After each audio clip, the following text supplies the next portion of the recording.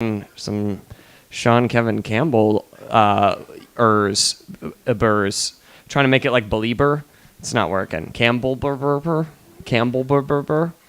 He works for Columbia. Judging by the spelling, that's the school and not the country. And he blogs for Electric Literature, which is a fine website that I actually read all the time. And he does reviews for Kirkus. You can follow him on Twitter at Sean_Kev, but he doesn't recommend it, which I can't think of a better reason to follow him now. He rides a bike, lives in Brooklyn, tries not to be too much of a stereotype. Sean Kevin Campbell, ladies and gentlemen.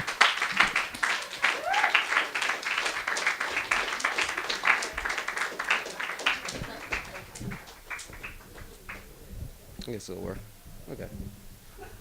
It's a good height? Okay. Get down here. All right, so I'm going to read you guys some things. These first two pieces are nonfiction. It's called Zach's Story. I once knew this guy named Zach Temenoshan. We used to work the door together at a bar outside of the University of Florida called the Salty Dog Saloon. Zach was built like a tank. I once heard this story about Zach and another guy we used to work with. They got into a fight in a bar in Jacksonville with some football fans during the Florida-Georgia game. While Zach was beating on one of the Georgia fans, another Georgia fan broke a wrought iron chair across Zach's back. Zach then turned around and threw this guy through a plate glass door. One night, I think it was after a home football game, Zach and I and the rest of the staff sat at the bar after hours and drank beer and told stories and unwound after the day and night of work. Zach and I may have broken up some fights that day. I can't remember. We broke up a few fights during our time together. Sitting at the bar, I told Zach about how I used to play football and wrestle in high school. He told me that he used to play hockey, but he couldn't anymore because he had surgical pins in his femur. I asked him how he got the pins, and he told me that he had shattered his thigh in a car accident. When I asked him when it happened, he told me after hockey practice in high school. I needed more information. He then told me that after club hockey practice, he packed his gear in his bag and got in his car and started to drive home. Practice lasted late, close to midnight. As Zach was driving home, he had a head-on collision with a girl that he went to school with. She was leaving a party and driving drunk.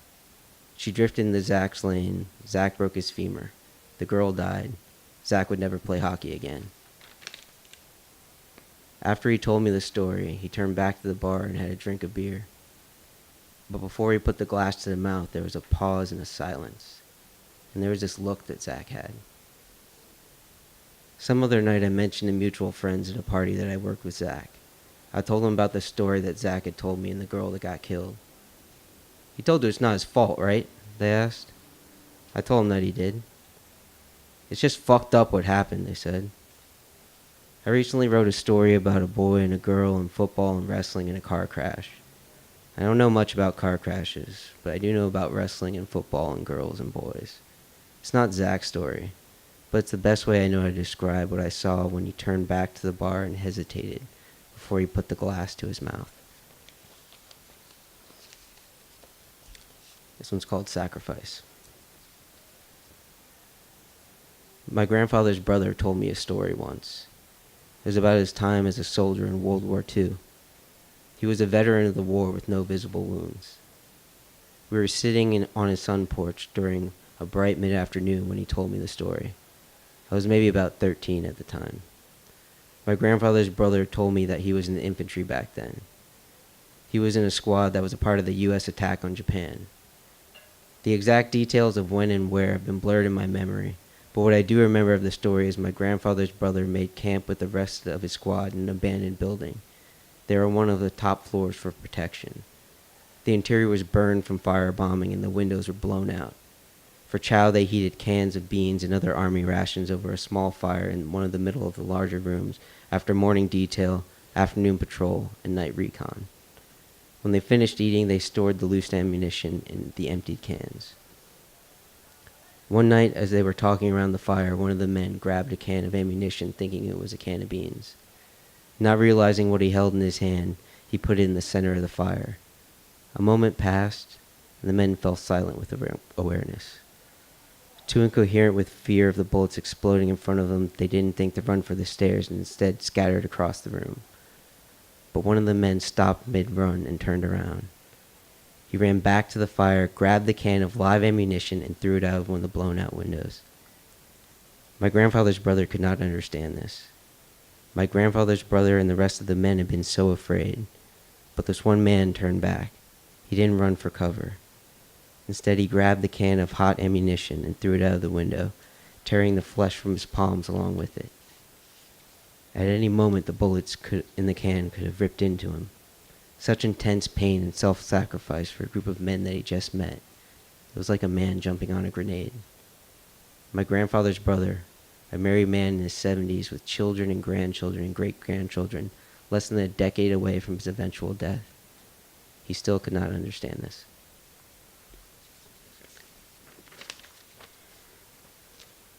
All right, so this one's a poem.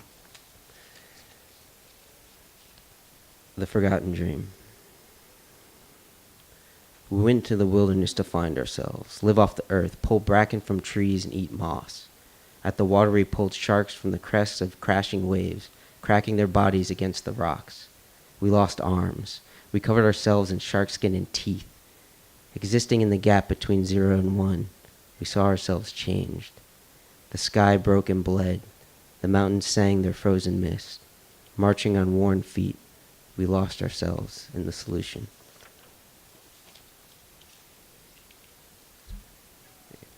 So this is an excerpt from a longer story I have about a group of prison inmates that play Dungeons and Dragons to pass the time.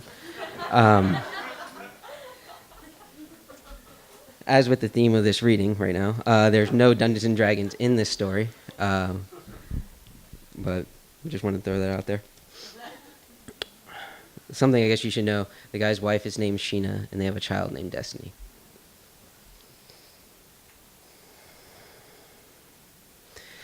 Sheena wrote me a letter saying that she was leaving me for some nigga at school she met. I can't say I was surprised. How's a woman supposed to be on her own waiting for years for a man to get out? Sheena wrote me about how sorry she was and shit, but that shit didn't make it hurt no less. She told me to leave him alone. Her and Destiny need to start over. I got done reading it. I crushed that fucking letter and burnt it in my sink. The next day I went through work in the kitchen in a fog. The pigs must have read my shit, 'cause them motherfuckers rode my ass all day.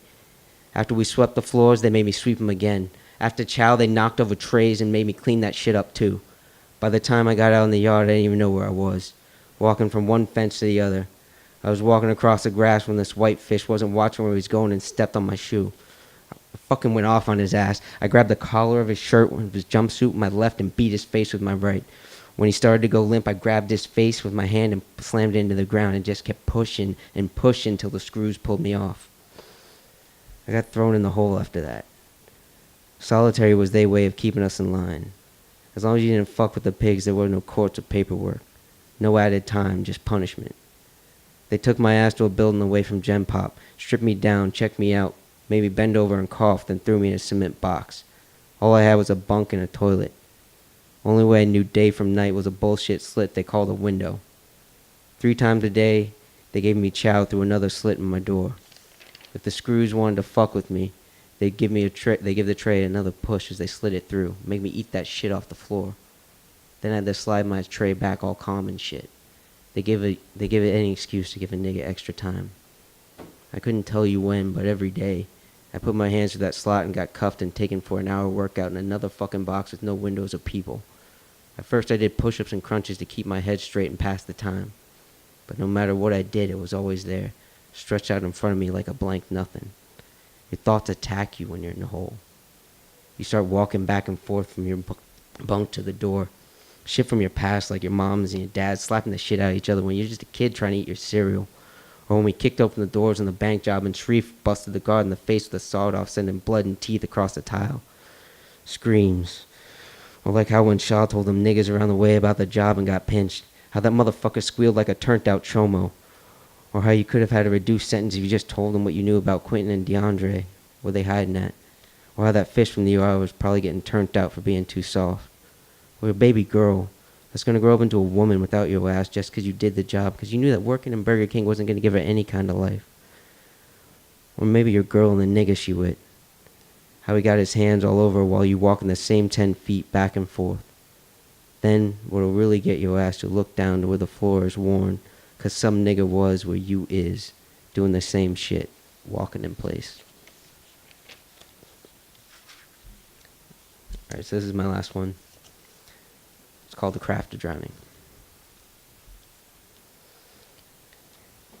Imagine yourself as a girl in a lifeguard tower staring into the ocean on a calm, sunny day. School is never your thing.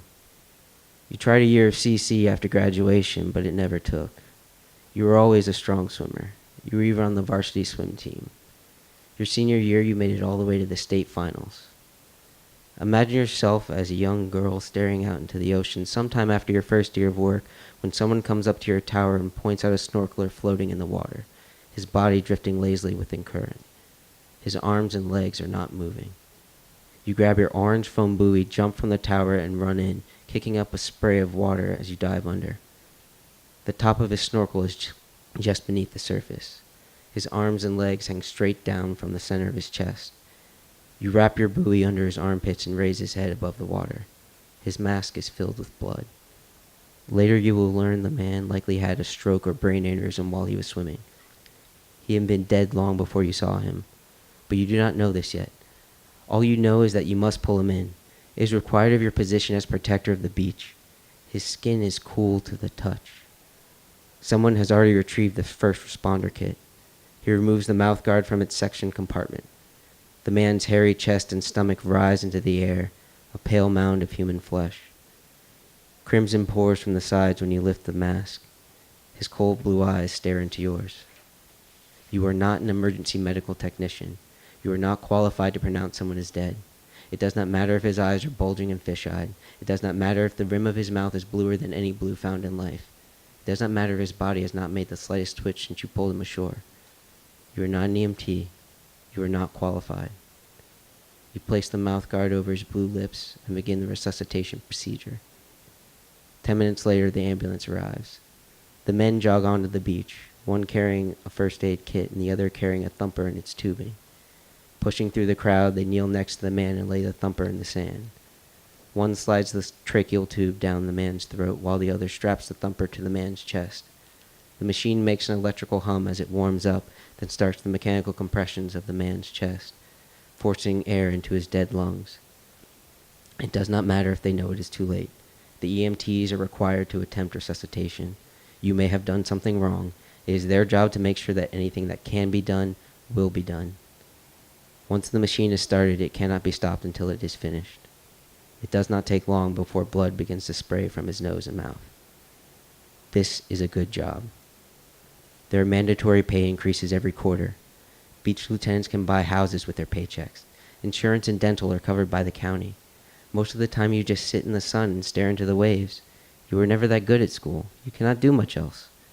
You tell this to your boyfriend as he holds you in the night, after the sounds of your night terrors woke him, and he was forced to shake you awake.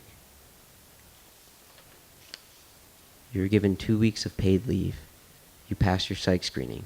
You train for and receive your EMT license. This is a pay increase. And the next time, if there is a next time, they will not need to use the thumper. The next time is 3 years later during a tropical storm warning. Gale force gusts kick sea spray from the crests of breaking waves. Thick rain tears into the sand and water. They call it tombstoning when a wave drags a surfer under and pins him against the reef and rocks.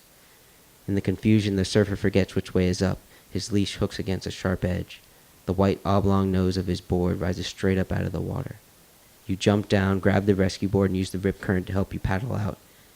You catch the first wave, but take a bad angle. You miss him on the pass in. You take the rip current back out and catch his board in the second try. You dive in and use the hook leash to pull yourself down. It is too late. Maybe if you were stronger, you would have been able to save him. On that first pass, you could have jumped off the rescue board and swam against the breaking waves to his sunken body. There may have still been time. Maybe you did not hesitate on that first pass. It was long ago that time you rescued that family of tourists. They had walked in the water when the tide was low. They splashed and played on the sandbar as the tide flowed back in around them. None of them could swim. When you finished bringing the last one in, the little daughter ran into your body and hugged you around the waist. Your boyfriend tries to help, but you push him away.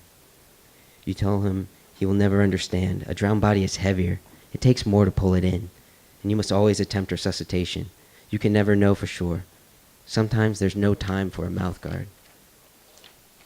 You move out. You say you two have become different people. You say he cannot understand. But the truth is that his lips are thin like the surfer's lips, and you can no longer kiss his face. You train because you are weak. On your days off, you run until your feet go numb. You lift weights. You swim until your arms become rubber. You train until you lose body fat in your period. Your shoulders grow thick and broad. Your arms and legs are knotted muscle. You hold yourself to a higher standard than the men. You want to end their not-so-secret talks, always beating their fitness scores. But there are still times when you walk into the guardhouse, and there's a silence like the quietness of a conversation suddenly stopped. You visit family during Thanksgiving. They look concerned. They ask about your boyfriend and job. You find a reason to leave early. Imagine yourself as a woman sitting in the lifeguard tower scanning the breaking water on a gray day before the onset of a storm. School is never your thing. You did a year at community college after you graduated high school, but it never took. Your hair is cut close to your skull like a swim cap. The thick metallic taste of adrenaline is ever present on the back of your tongue. A new swell carries the energy and force of an atomic bomb, but your body does not flinch. Your muscles are tense like a loaded gun, while your eyes look anxiously into the horizon. Thank you.